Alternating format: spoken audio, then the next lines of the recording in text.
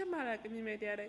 ግን አሁን ስለባሰብኝ ስለጨነቀኝ መጥፊያው ስለጠፋብኝ መውጫውና ቀዳዳው ስለተደፈነብኝ ነው ዘንድሮ ማለት ነው። መስከረም ላይ ለልጆቼ እመጣለሁ ብዬ ቃል ገብቼ ነበረ። ልጄም ተደስታ ነበረ። ልጄም እኔም እንደ ባልንጀሮቼ አብሬው ተናጋ ቤተክርስቲያን ልሄድ እናቴ እኔም እንደ ጓደኞቼ ከትምህርት ቤት መጥቼ የእናት እንጀራ ልበላ ነው በላይ ነበረ። ተስፋ ሰጥቻት ነበረ። ተደስታ ነበር ልጄ። ግን አሁን ስላልቻልኩ ስለተጨነቅኩ ነው ወደ እናንተ የመጣሁ።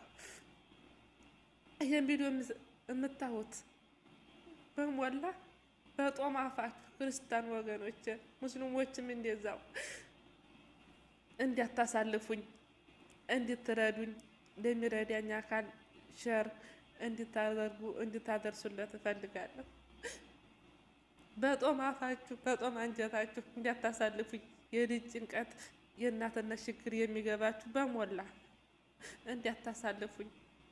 እሰው ሀገር ላይ ለልጆቻችሁ ተስፋ እመጣለሁ ዘንድሮ መስከረም ላይ እመጣለሁ ብላችሁ ልጆቻችሁ ተደስተው ተናቴ ጋር እገናኛለሁ፣ እኔም እንደ ባልንጀሮቼ እኔም እንደ ጓደኞቼ ትኩስ እንጀራ ልበላ ነው፣ እኔም እንደ ጓደኞቼ ከትምህርት ቤት መጥቼ እንጀራ ልበላ ነው ብላ ጓጉታ ልጆቻችሁ እዚህ ሰው ሀገር ላይ ስቀሩ ልጆቻችሁ እንዴት ሊሆኑ ተልጆቻችሁ ሳትገናኙ ሰው ሀገር ላይ ወርቃችሁ ስቀሩ እስከ ዛሬ ምንም አልመሰለኝም ነበር። ምክንያቱም አባታቸው ጎናቸው ስላለ አባታቸው ሁሉ ነገር ስለሚሰጣቸው ነበረ። አሁን ግን አባታቸው ተሄደ ሁለት ሳምንታቸው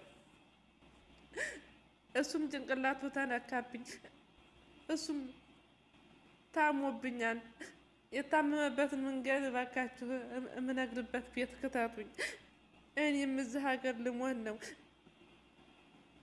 እባካችሁ ሰው ሀገር እየሰራችሁ በሰው ቤት እየተቃጠለቻችሁ የኩላሊት በሽታ ታማችኋል ስትባሉ እዛ ደግሞ ልጆቻችሁ የት እንዳለው 2 ሳምንት ሙሉ ሳታወሩ ስቀሩ አትጨነቁም? አታለቅሱም? ግራው አይገባችሁም?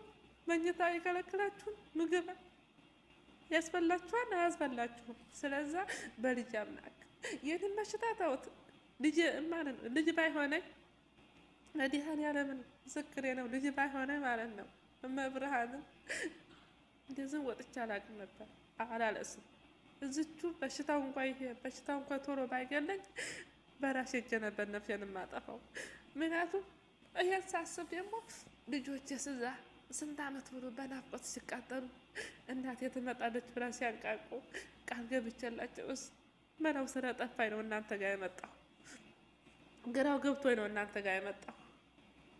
የምሄድበት ስለጠፋብኝ ነው ግን እናንተ ጋር የመጣሁ እና ይሄንን ቪዲዮ የምታዩት በሞላ ሼር እያደረጋችሁ ለሚደርሰው አካል ለሚረዳኝ ልቡ ለሚራራ የልጅ ችግር ለሚገባው በሞላ እንድታደርሱልኝ እፈልጋለሁ። በመብርሃን በጦም አንጀታችሁ ድረሱልኝ። ሰው ሀገር ተልጆች ያገናኙኝ። ልጆቼ የት እንዳሉ 2 ሳምንት ሆነኝ፣ አውርቻቸው አላውቅም። እባካችሁ ጨነቀኝ፣ ቸገረኝ። እባካችሁ በውስጥ በኩል ይከድ አድርጉልኝ። ስጥፉልኝ አልችልም። ይከድ አድርጉልኝ። ሆነች ነው ላይፍ ላይ ነው ቶሎ እከላይ ቤት ወይም አቢባ ቤት ወይም በቃ ማንኛውም ቤት ቢሆን ጠይቁኝና እባካችሁ ችግሬን እናገርና ችግሬን አካፍላችሁና እንድትረዱኝ በልጅ አምላክ ተልጆቼ እንድታገናኙኝ ልጆቼ የት እንዳሉ እኔም ደግሞ እንዲያው የለው አይደለም